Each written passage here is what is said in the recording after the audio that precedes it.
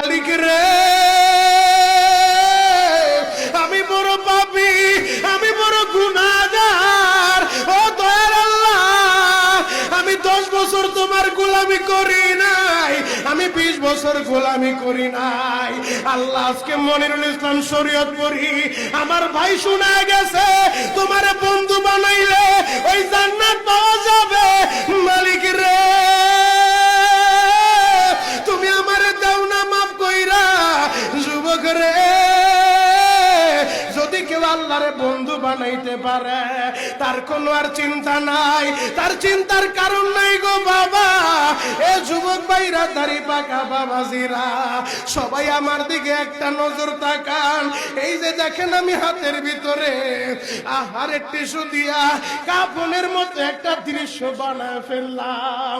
এমন একটা কাপড় আপনার শরীরে একদিন উঠে যাবে, আমার শরীরেও একদিন উঠে যাবে। ও চেয়ারম্যান ভাইরা, ও মেম্বার ভাইরা, ও নেতা ভাইরা, ও আলেম ভাইরা, এখন কাঁদতে বলছি, শুধু কাঁদবা। জীবনে কত জায়গায় আমরা গোসল করলাম। আহারে কক্সেস বাজার ঘুরতে যাইয়া সমুদ্রের ভিতরে গোসল করলা, কুয়াকাটায় ঘুরতে যাইয়া সমুদ্রে গোসল করলা।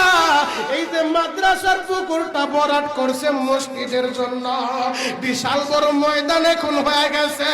এই পুকুরের ভিতরে কত মানুষ গোসল করছে, আবার পিছনে একটা বিরাট পুকুর হয়ে গেছে, ওই পুকুরে কত মানুষ গোসল করবে। ও সোনামুখীর বাবা গো, তোমার বাড়িতে নিজের টিউবওয়েলে কতদিন তুমি গোসল করছো?